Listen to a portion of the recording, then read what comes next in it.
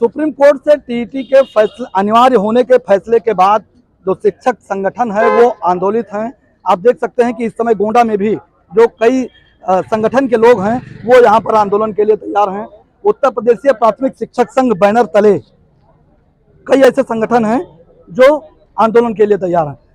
बताइए कि किस तरीके का आंदोलन, सरकार की क्या जो सुप्रीम कोर्ट से आदेश आया है उसको लेकर के क्या नाम? माननीय न्यायालय द्वारा 1 सितंबर को जो टीटी की अनिवार्यता लागू की गई है कि जितने भी शिक्षक हैं सभी को टीटी पास करना अनिवार्य है, इस मुद्दे पर ये आज का हमारा धरना ज्ञापन विरोध कार्यक्रम है। अब शिक्षकों के ऊपर जबरन टीटी पास करने का दबाव बनाया जा रहा है, अन्यथा 2 साल बाद उनकी सेवा ले ली जाएगी। हमारी सरकार से यही मांग है कि संविधान में संशोधन करें और सभी शिक्षकों की नौकरी सुरक्षित करें। टीटी की अनिवार्यता समाप्त की जानी चाहिए। धन्यवाद। तो यहाँ पर देखिए जो और भी लोग हमारे साथ, उनसे भी हम बात करेंगे। भैया बताइए आखिर क्या दिक्कत क्या आ रही है? दिक्कत ये आ रही है कि हालांकि ये माननीय सर्वोच्च न्यायालय का निर्णय है, लेकिन कहीं ना कहीं लग रहा है कि न्याय करने में, इस बार नैसर्गिक न्याय करने में चूक हो गई है। इतने सालों से जो सेवा में हैं हमारे अध्यापक साथी, शिक्षक साथी, और उस समय जो निर्धारित मानदंड था उसको पूरा करते हुए, फुलफिल करते हुए जो है वो सेवा में चयनित हुए थे। अब यकायक जो है 15-20 साल, 25 साल के बाद सेवा के बाद जो है सेवा के मानदंड चेंज कर देना, बदल देना, ये कहीं ना कहीं नैसर्गिक न्याय के विपरीत है। अतः सरकार को इस पर विचार करना चाहिए और हम लोगों को जो है न्याय देना चाहिए। देखिए बताइए आखिर क्या दिक्कत कहाँ से आ रही है आप लोगों को? अभी देखिए टीटी हम लोग जैसा भी इनका बताया गया है, टीटी हम लोगों के लिए अनिवार्य किया गया, लेकिन ये अमेंडमेंट जो उन्होंने 2017 में किया है ये बिल्कुल अन्यायपूर्ण है और इसके हम प्राथमिक शिक्षक संघ के सभी लोग इसका पुरजोर तरीके से विरोध करते हैं। देखिए और भी लोग हैं हमारे साथ। किस तरीके का आपका संगठन ये विरोध कर रहा है? आखिर सुप्रीम कोर्ट का जो सुप्रीम कोर्ट ने आदेश किया है उसका पालन तो सरकार कराएगी। देखिए आपको बहुत बहुत धन्यवाद। पत्रकार साथी हैं आप देश के तीसरे स्तंभ, चौथे स्तंभ हैं। आपकी बात, आपके माध्यम से हम शिक्षक ये चाहते हैं, सबसे पहले तो शिक्षक समाज देश का, समाज का आईना है। इसने सदैव से ही सरकारों के निर्णय पर हमेशा काम किया है। वैसे भी बहुत सी जिम्मेदारियां शिक्षकों के कंधों के ऊपर है और सारे नैतिक कर्तव्यों का निर्वहन करते हुए हमारा पूरा शिक्षक समुदाय सरकार के साथ कदम ताल करते हुए आगे बढ़ने का कार्य करता है।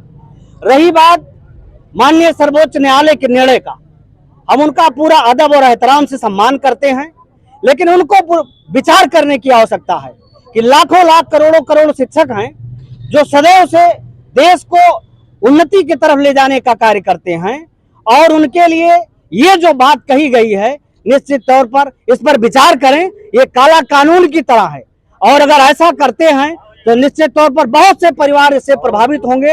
ये काला कानून है, इस पर सरकार को विचार करना चाहिए, जिससे कि तमाम लोगों के जीवन मरण की स्थिति आ गई है। तमाम लोग आत्महत्या करने पर मजबूर हो गए हैं। अभी हाल ही में, कल ही परसों में एक अखबार में आया कि एक शिक्षक ने आत्महत्या कर ली। सरकार को इस पर गंभीरता से विचार करने की जरूरत है और इस पर अध्यापकों के पक्ष में उनको आने की जरूरत है। और सबसे बड़ी बात यह है कि आपने जितनी भी बात कही है, जो भी बात आप कहते रहे, जनगणना, मतगणना, बाल गणना, पल्स पोलियो, सर्व शिक्षा अभियान के तहत आपकी सारी बातें हम लोगों ने मानी है। आगे भी हम लोग आपकी बात मानते हैं। हम आप लोग आपके चैनल के माध्यम से निवेदन करते हैं, आग्रह करते हैं कि आप अपने इस पर विचार करिए। शिक्षकों की नाराजगी साफ तौर पर देखी जा रही है, इसको काला कानून का भी नाम दिया जा रहा है, लेकिन यहाँ जो सुप्रीम कोर्ट का जो आदेश है जो सर्वोपरि माना जा रहा है, क्या कहेंगे आखिर आप? सुप्रीम कोर्ट का जो, सर आपके चैनल के माध्यम से हम यही बताना चाहते हैं कि सुप्रीम कोर्ट का जो भी आदेश है वो जल्दबाजी में लिया गया है, हमारे पक्ष को सुना नहीं गया। अब हम सरकार से यही अपील करते हैं कि सरकार यह न्यायालय को, माननीय न्यायालय को अवगत कराए कि हमारे शिक्षकों की उस समय जो भी अधिमानी अर्हता थी वो उस समय वो पूरी करते थे। उन्हीं सेवा शर्तों के साथ हमारी नियुक्ति हुई थी और नियुक्ति के जो तरीके हैं, जो उसका प्रचलन है, वो समय समय पर बदलता रहता है। कभी एंट्रेंस के आधार पर, कभी मेरिट बेस्ड, तो तमाम तरह की नियुक्तियां हमारे विभागों में हुई हैं। और उसके बाद जबरन ये टीटी थोप देना, और वो भी खुले प्रतियोगिता के तौर पर, जहां आज के नौजवान बच्चे हमसे कंपटीशन कर रहे हैं, हम 25 साल नौकरी करके उस जो स्टूडेंट लाइफ का बच्चा है हम उससे कंपटीशन कैसे कर पाएंगे, जबकि हमारे ऊपर इतनी विभागीय जिम्मेदारियां दे दी गई हैं। तो हम तो यही अपील करते हैं माननीय न्यायालय से और सरकार से कि माननीय न्यायालय अपने जो भी निर्णय है उस पर पुनर्विचार करे और सरकार से ये अपील करते हैं कि वो माननीय न्यायालय को अवगत कराए कि हमने जिन सेवा शर्तों के साथ इन अध्यापकों की नियुक्तियां की थी उन्हीं सेवा शर्तों के साथ ये नियुक्त रहने चाहिए। देखिए ये नाराजगी साफ तौर पर आप देख सकते हैं कि भैया बताइए कि जिस तरीके से आंदोलन आप लोगों का चल रहा है, आज क्या कार्यक्रम? शिक्षक एकता जिंदाबाद जिंदाबाद जिंदाबाद। सर आज जो है हम अपने जिले के आला अधिकारियों के माध्यम से अपने प्रदेश के मुख्यमंत्री जी को, प्रधानमंत्री जी को देश के आज ज्ञापन देंगे। उसके माध्यम से अपना संदेश दे रहे हैं कि वो हमारे तरफ से पैरवी करे और माननीय सर्वोच्च न्यायालय में इस पक्ष को रखें कि हमारे जो भी शिक्षक साथी हैं जब भी उनकी नियुक्ति हुई है उस वर्तमान समय को उस समय की अर्हता उन्होंने धारित कर रखी है।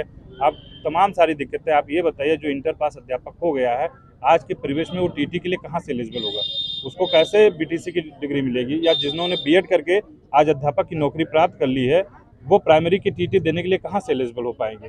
तो इस ओर जो है नरमी बरतते हुए आदरणीय जो हमारे माननीय प्रधानमंत्री महोदय हैं, मुख्यमंत्री महोदय हैं, इस पर नरमी से विचार के लिए न्यायालय ने कितना समय दिया है? अभी 2 साल का समय दिया है उन्होंने, और 2 साल में एक इंटर पास अध्यापक बताइए कैसे वो ग्रेजुएट होगा और कैसे बीटीसी या बीएड कर पाएगा।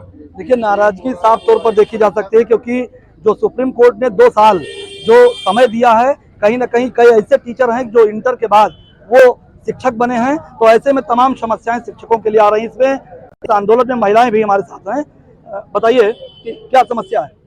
सर ये बताइए 2001 बैच के हम बीटीसी हैं, हमने पेपर दिया, 2 टेस्ट दिया, 2009 में भी हमने पेपर दिया, हमारी बैच वाले कुछ समस्या से रुक गए थे, हमने टेस्ट दिया सर। उसके बाद हम लोग की सारी जिम्मेदारी स्कूल पे डाल दी गई है, सफाई कर्मी से लेकर मास्टर सब कुछ बन गया है, डीएम तक मास्टर बन गया है।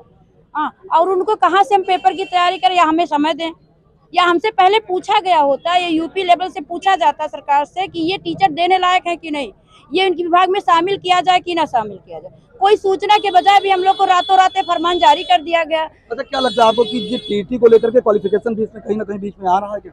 जी सर आ रहा है, बिल्कुल आ रहा है सर। कैसे?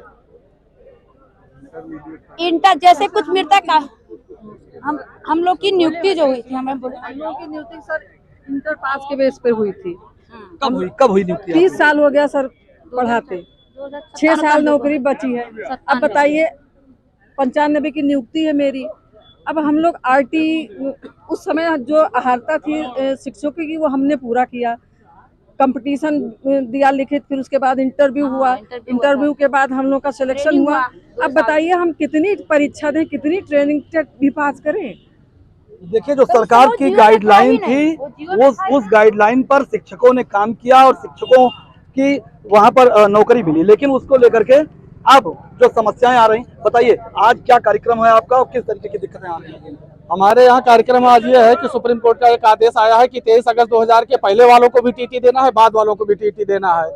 तो 23 अगस्त 2010 के पहले वालों का जब हम लोगों का आवेदन हुआ था उस समय हमने अपनी सारी दक्षता पूरी कर ली थी, उस समय इन्होंने टीटी नहीं लगाया। अगर उसके पहले ये लगाए होते तो हम उस समय भी टीटी पास होते। और 2017 में इनका एक गाइडलाइन आया कि 2017, लेकिन इस चीज को सुप्रीम कोर्ट और केंद्र सरकार ने छुपा लिया। अगर 17 में ही बताए होते तो आज 5-7 साल में हम लोग टीटी पास हो जाते। टीटी आज भी हम पास करेंगे और जरूर पास करेंगे, लेकिन जो सरकार और सुप्रीम कोर्ट की ये तानाशाही है कि 2017 में जब आया तो उनको बता देना चाहिए। याचना नहीं अवरण होगा, संघर्ष महाभीषण होगा। इन्हीं शब्दों के साथ देखिए याचना नहीं अवरण होगा, इस कानून को वापस लिया जाना चाहिए।